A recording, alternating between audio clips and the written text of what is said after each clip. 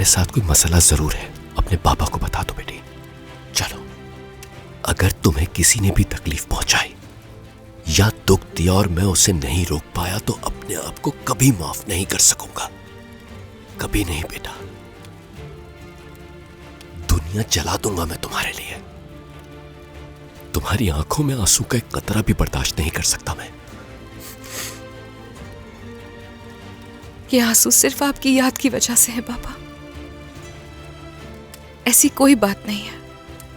आप फिक्रमंद मत हो, मैं यहां बहुत खुश हूं पापा, और रोशन साहिबा भी मेरा बहुत ख्याल रखती हैं। बहुत खुश हूं मैं। तुम कहती हो तो ऐसा ही होगा, लेकिन उमर के गैर जिम्मेदाराना रवैये ने मुझे फिक्रमंद कर दिया है। हमेशा वो ऐसा नहीं करते, बस आज ही ऐसा हुआ है। वाकई बाबा ऐसा कुछ नहीं है, कुछ गलत मत सोचिए, ठीक है?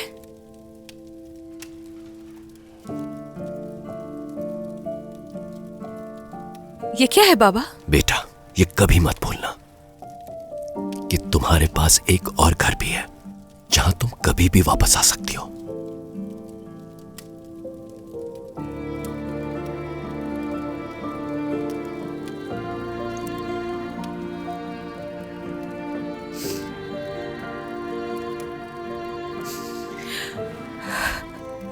बाबा,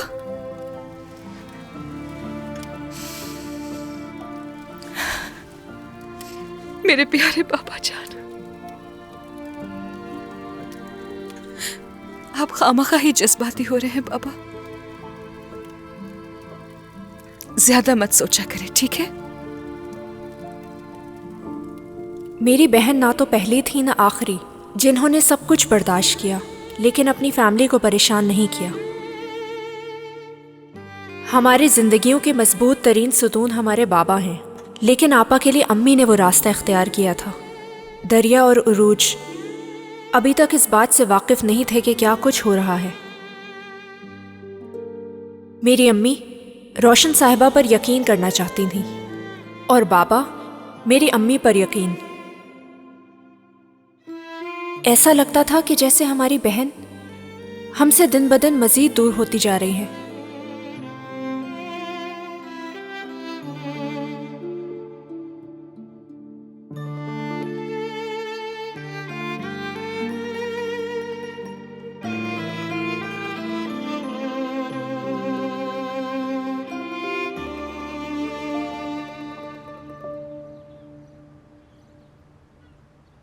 क्या लड़कियां सुबह सवेरे ही चली गईं? रोज आर्ट क्लास की चीजें भूल गई थी, इसीलिए उन्हें जल्दी जाना पड़ा।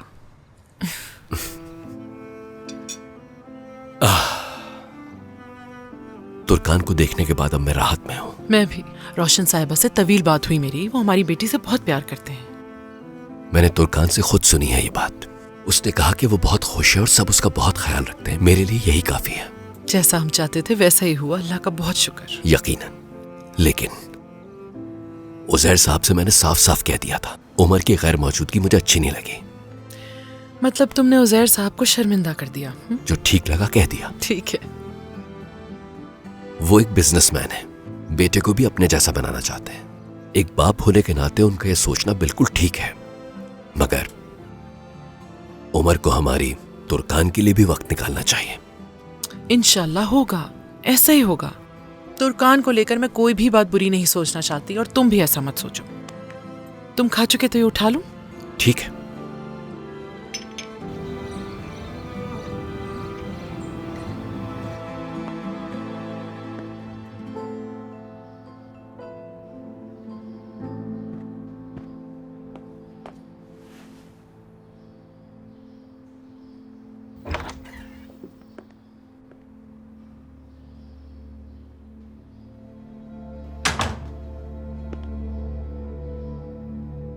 Good morning.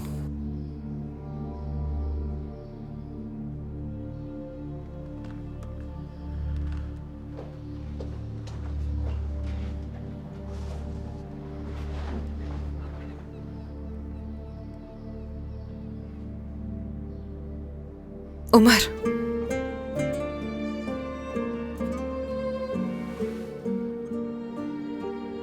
आपने मुझसे कहा था कि हम इस शादी को ऐसे ही जारी रखेंगे। हाँ। तो आपको मालूम था ना कि कल मेरी फैमिली आ रही है? हाँ बिल्कुल। तो आप आए क्यों नहीं? देखिए, मैं भी समझौता कर रही हूं, हर चीज के बावजूद। आपकी अम्मी का रवैया, आपका रवैया, इस सब के बावजूद भी एक शाम के लिए मेरे घर वालों से मिलना, उनके साथ बैठकर एक या दो लफ्ज बोलना, क्या ये इतना मुश्किल था? आपको अंदाजा भी है कि आपने मुझे किस सूरत हाल में छोड़ दिया था उमर? मुझे उनसे कहना पड़ा कि उमर बहुत बिजी है। मैं हर चीज को उनके सामने ऐसे छुपाती रही जैसे वो सब मेरी जिम्मेदारी हो। मेरी आंखों में देखकर जवाब दें। उन्हें ऐसा लगता है कि मैं बहुत अच्छी अज़दवाजी जिंदगी गुजार रही हूं। सच क्या है इससे बेखबर है वो लोग। वो सिर्फ हम जानते हैं। लेकिन इस मामले में आपको मेरी मदद करनी होगी। मैं इस जंग में अकेली लड़ रही हूं। एक तरफ मेरा खानदान है और एक तरफ आप है।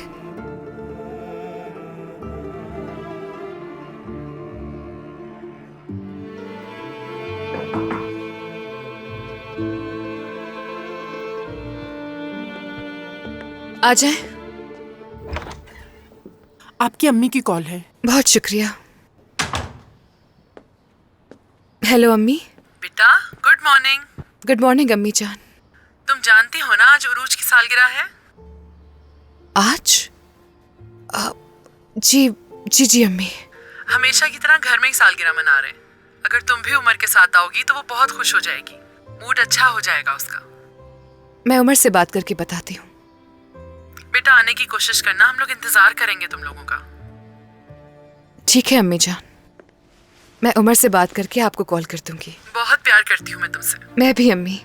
खुदा हाफिज। खुदा हाफिज। क्या बात करेंगे हम?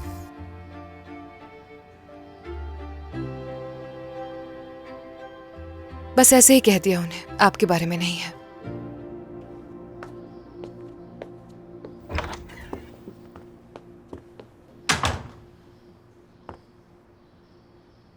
Good morning.